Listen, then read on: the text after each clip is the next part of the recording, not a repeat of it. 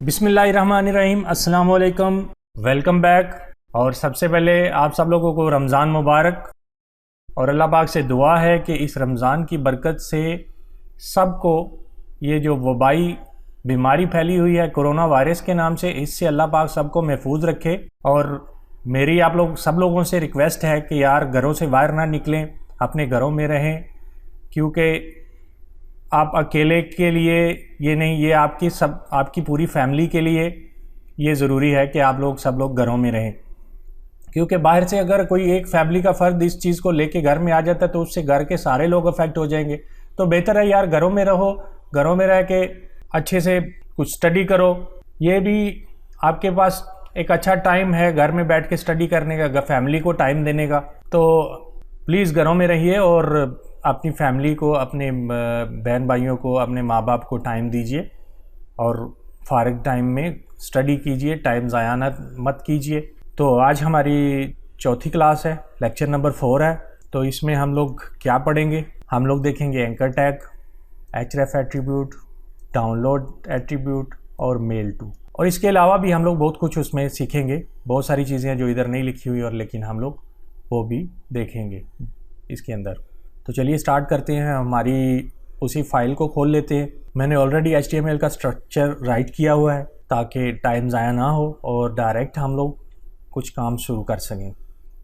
तो anchor tag ए से शुरू होता है, ए।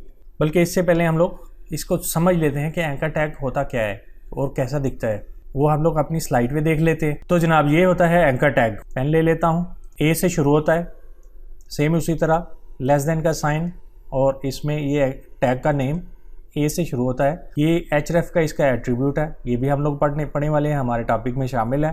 तो एंकर टैग का काम क्या होता है? एंकर टैग जो है वो लिंक पर्पज़ के लिए यूज़ होता है कि आपकी फ़ाइल कहीं भी पड़ी हुई है लेकिन आप उसको आपके मेन पेज पे लिंक करना चाहते हैं, तो आप एंकर टैग का यूज़ करके कोई भी फ़ाइल आपकी पूरी वेबसाइट में से कोई भी फ़ाइल कहीं भी पड़ी हुई है, आप उसका लिंक एंकर टैग के ज़रिए यहाँ पे दे सकते हैं। तो यूज़र जब आपके मेन पेज पे होगा तो वो यहाँ से क्लिक करके, मेन पेज से क्लिक करके आपकी वो फाइल तक एक्सेस हासिल कर लेगा। ठीक है, एंकर टैग का समझ आ गया।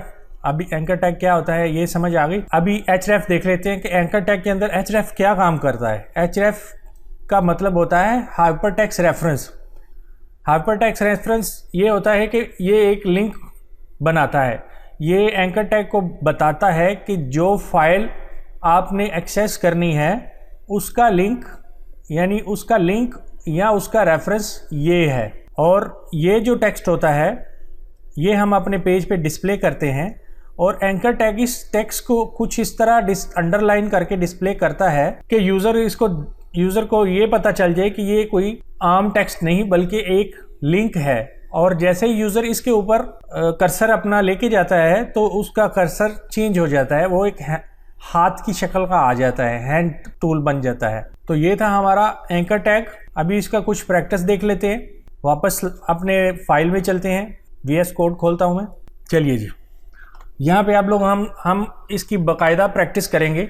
सबसे पहले लिखते हैं एंकर टैग, खोलते हैं ए, फिर इसके अंदर एट्रीब्यूट लिखते हैं href का, इक्वल साइन दे के कोट देते हैं।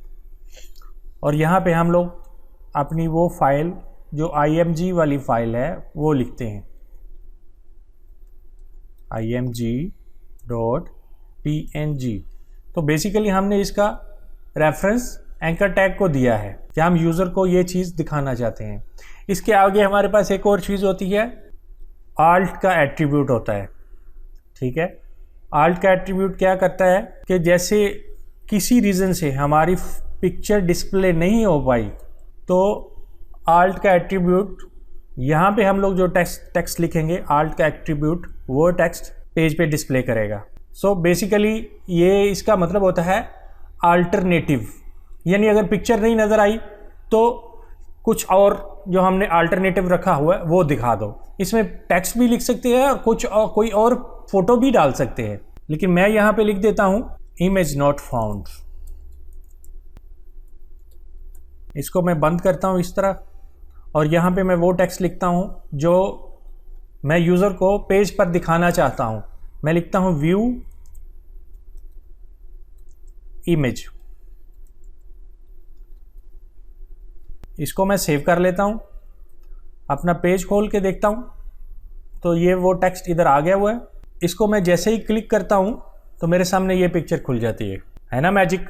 ठीक है, अब एक और चीज़ देख लेते हैं। अभी नेक्स्ट हमारे पास है कि हमने पिक्चर वेबसाइट पे तो दिखा दी, लेकिन सम टाइम हम लोगों को ये भी ज़रूरत पड़ जाती है कि हम चाहते हैं कि अगर पेज हमारे पास कोई फाइल है और हम चाहते हैं कि यूज़र उसको डिस्प्ले डाउनलोड करके अपने पास यूज़ करे, या यूज़र इसको या इस तरह कह सकते हैं कि हमारे पास कोई वर्ड या एक्सेल की फ़ाइल है, हमने वो अपलोड की हुई है और कोई भी यूज़र उसको डाउनलोड कर सकता है, या किसी को डाउनलोड एक्सेस देनी है, तो वो हम लोग कैसे करेंगे वो भी देख लेते हैं। वो इधर वो वेरी इजी है, एक एट्रीब्यूट छोटा सा लगता है। अपनी फ़ाइल खोल लेते हैं, फ़ाइल में जाके यहाँ पे सिर्फ इतना लिखते हैं डाउनलोड। खाली डाउनलोड लिखने से भी हो जाएगा, अगर इसकी कुछ वैल्यू दे देंगे तो भी कोई फ़र्क नहीं पड़ेगा। खाली डाउनलोड, और मैंने इसकी वैल्यू भी डाउनलोड ही दे दी है। ठीक है, यहाँ पे आप लोग जाते हैं और देखते हैं कि अब ये इसको क्लिक करने से हमें पिक्चर दिखाता है या हमें डाउनलोड करके देता है। तो ये देखिए, ये पिक्चर अभी हमारे पास डाउनलोड हो गई है, इसने हमको शो नहीं की है लेकिन हमारे पास डाउनलोड कर दी है। ठीक है, तो इसके ऊपर खाली फ़ोटो ही नहीं, हम इसके साथ हम लोग ऑडियो अटैच कर सकते हैं, इसके साथ हम लोग वीडियो भी अटैच कर सकते हैं, वो भी आपको दिखा देता हूं मैं। तो ऑडियो में मेरे पास एक फ़ाइल पड़ी हुई है audio.mp3 के नाम से, audio.mp3 के नाम से मेरे पास एक फ़ाइल पड़ी हुई है। मैंने वो फाइल अटैच कर दी है। इधर मैं इसको खोल लेता हूँ, टेक्स्ट का चेंज कर लेता हूँ। इधर मैं व्यू इमेज की जगह मैं लिख देता हूँ प्ले ऑडियो। हाँ जी, तो कहाँ थे हमने ये प्ले ऑडियो लिख दिया, सेव कर लिया। अब हम अपनी वो फाइल खोल के देखते हैं कि उसमें चेंज हुआ है कि नहीं हुआ। तो इसको क्लिक करने से ऑडियो प्ले होती है या नहीं, ये देख लेते हैं।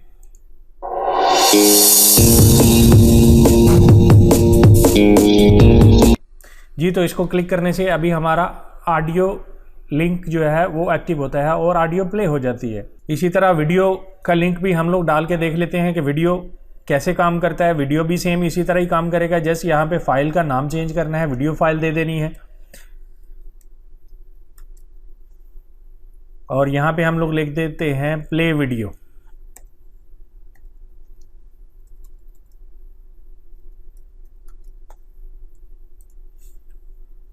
सेव करते हैं, फाइल खोल के देखते हैं, प्ले वीडियो का टेक्स्ट आ चुका है।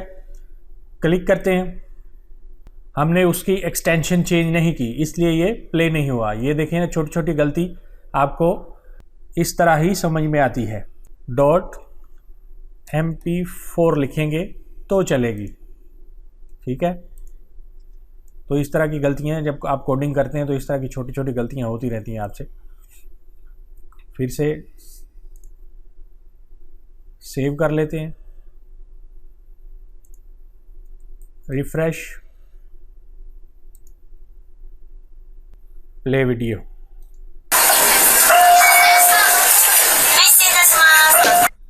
देखा, अभी ये वीडियो प्ले होना शुरू हो गई है। जस्ट छोटा सा एरर था, हमने सिर्फ ये MP4 का एक्सटेंशन लगाना भूल गए थे, जिसकी वजह से वो फाइल उसने उठाई नहीं।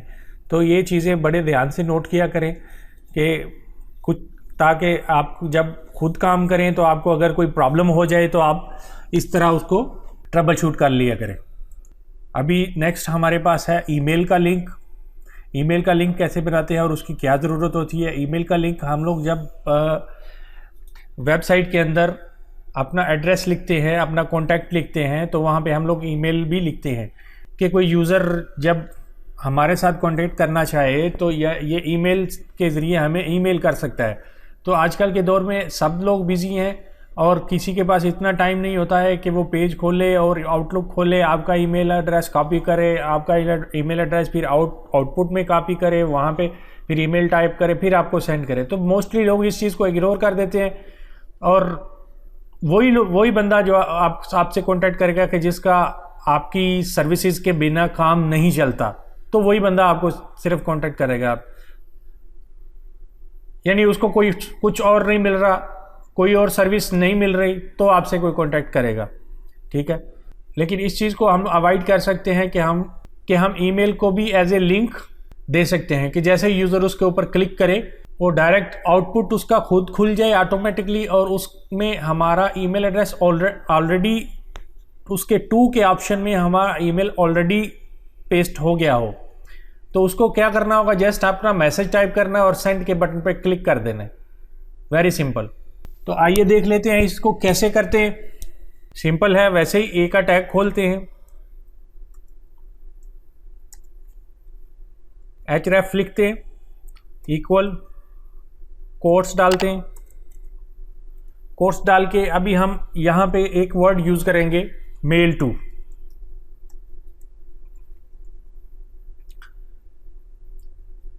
कॉलन, अब यहां पे हम अपना ईमेल एड्रेस लिखेंगे, जो भी हमारा ईमेल एड्रेस है वो हम यहां पे लिखेंगे। फॉर एग्जांपल मैं एग्जांपल के तौर पे कुछ भी ईमेल एड्रेस डाल देता हूं, ऐड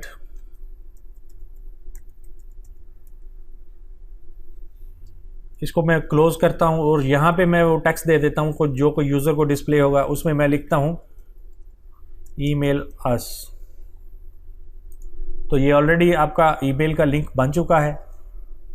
मैं यहाँ पे एक BR का टैग ऐड कर देता हूँ ताकि ब्रेक ऐड हो जाए और ये नीचे आ जाए। सेव करता हूँ, अपना फाइल खोलता हूँ, रिफ्रेश करते हैं तो ये दूसरा लिंक भी आ चुका है ईमेलस का। इसको क्लिक करके देखते हैं, ये देखिए ऑटोमेटिकली ये हमारा आउटलुक खुल चुका है और यहाँ पे हमारा ईमेल एड्रेस जो हमने वेबसाइट में दिया था वो पेस्ट भी हो चुका है। तो हमारा इस छोटे से काम ने यूज़र के लिए कितनी आसानी पैदा कर दी है कि उसको सिर्फ क्लिक करना है और अपना मैसेज टाइप करना है और सेंड कर देना है बस, ठीक है। अभी आगे चलते हैं। अभी हमने ये लिंक पढ़ा, डाउनलोड लिंक पढ़ा, एंकर टैग देख लिया किस पर्पज़ के लिए यूज़ किया जाता है, href देखा, href का काम क्या होता है उसके अंदर, और ईमेल का लिंक हमने बनाया। अभी हम एक छोटा सा प्रोजेक्ट बनाएंगे आपको रियल टाइम एग्जांपल देने के लिए कि हमारी वेब पेज जो होती है वो कैसे काम कर रही होती है। तो उसके लिए मैं अपने इसी फोल्डर में एक 2-3 फाइल और क्रिएट कर देता हूँ, या मैं आपकी आसानी के लिए आपको दिखाने के लिए डेस्कटॉप पे जाके अपने फोल्डर में फ़ाइल बनाता हूँ, ठीक है। यहाँ पे मैं न्यू फाइल टेक्स्ट यहाँ पे मैं लिख देता हूँ। तो यहाँ पे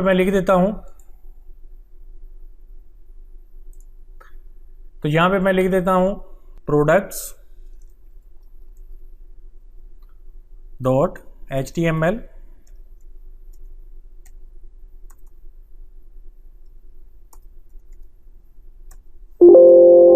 जैसे ही आप HTML की एक्सटेंशन देके क्लिक करेंगे तो ये आपसे पूछेगा कि ये फाइल की एक्सटेंशन चेंज कर रहे हैं, आपको वार्निंग देगा कि मे बी बाद में ये फाइल यूज़ नहीं हो सके, क्योंकि वो टेक्स्ट डॉक्यूमेंट था, आप HTML की एक्सटेंशन दे रहे हैं तो इसलिए आपको ये वार्न करता है, इसको बस यस कर दें तो ये आपको HTML की फ़ाइल बना देगा। और फाइल बना लेते हैं, 2-3 फाइल बना लेते हैं।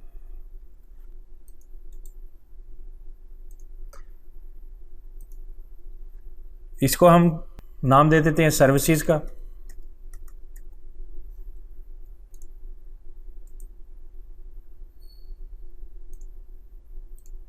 और एक्सटेंशन HTML कर देते हैं।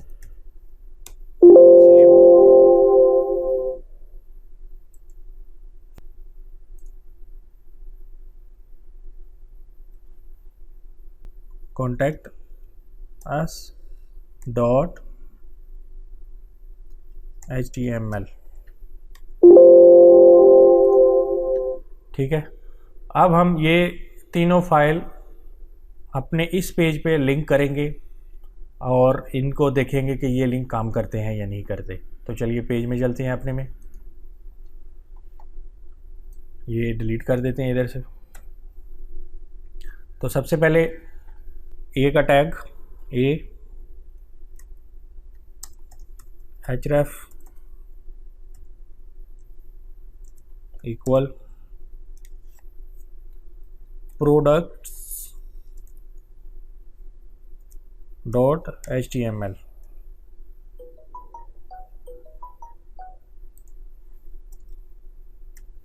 क्लोज।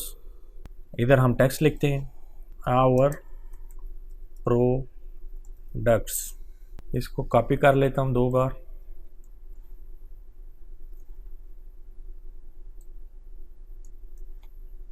इधर मैं सर्विसेज कर देता हूँ।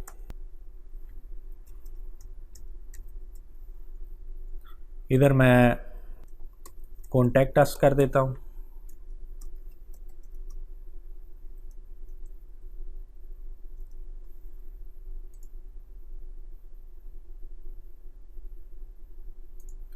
इनके मैं सबके नाम चेंज कर देता हूँ।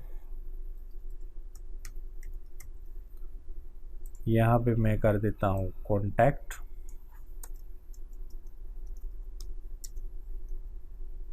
बस ठीक है, सेव करता हूँ। और यहाँ से अभी मैं ये तीनों फाइल में जाके बारी बारी लिख देता हूँ कुछ। यहाँ से मैं ये सब कॉपी कर लेता हूँ, कॉपी। यहाँ से जाके मैं अभी एक एक करके सारी फाइल्स को ओपन करता हूँ।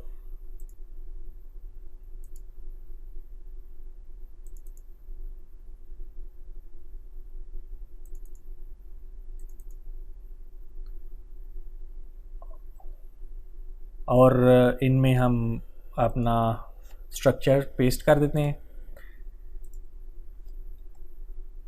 ताकि इसमें लिखने का मकसद ये है कि हमको ये पता चलेगा कि हम किस टाइम कौन से पेज पे हैं, हमने कौन सा लिंक क्लिक किया है और हम कौन से पेज पे आए हैं। तो ये कौन सा पेज है? ये सर्विसेज का पेज है। तो यहाँ मैं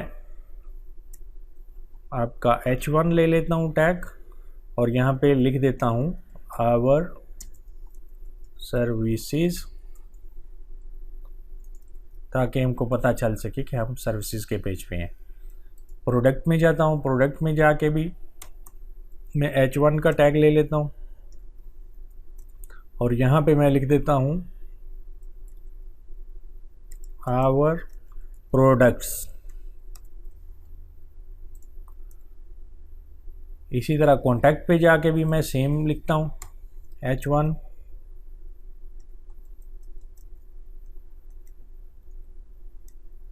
कॉन्टैक्ट यस, सेव करता हूँ, सबको सेव कर लिया। और यहाँ से मैं वापस अपना वही फाइल खोलता हूँ, रिफ़्रेश करता हूँ, और ये हमारे तीनों पेज के लिंक आ चुके हैं इधर। यहाँ पे मैं अभी कॉन्टैक्ट्स के पेज पे क्लिक करके देखता हूँ कि ये हमें वहाँ पे लेके जाता है कि नहीं लेके जाता। तो इसने हमें वहाँ पे नहीं लेके गया, पेज नॉट फाउंड बोल रहा है। देख लेते हैं क्यों। क्योंकि यहाँ पे HTML 2 बार लिखा हुआ है, देखा। तो इसको हमने सेव कर लिया। अब सेव करके हम लोग देखते हैं, पेज खोल के देखते हैं पेज में हमारे पास क्या आता है। हम इसको क्लिक करेंगे तो इसको उधर जाना चाहिए, ठीक है। तो इसको क्लिक करके देखते हैं। ये देखिए कॉन्टैक्ट अस में आ गए हम लोग, ये वाले पेज में आ गए। यहाँ से देख लीजिए कॉन्टैक्ट अस वाले पेज में है, सर्विसेज में आ गए, आवर सर्विसेज में आ गए, प्रोडक्ट आवर प्रोडक्ट प्रेस करते हैं तो आवर प्रोडक्ट में आ गए, ठीक है। तो यहाँ पे हमारा आज का लेक्चर ख़त्म होता है। मिलते हैं अगले लेक्चर में। अपनी दुआओं में याद रखना। अल्लाह हाफिज़।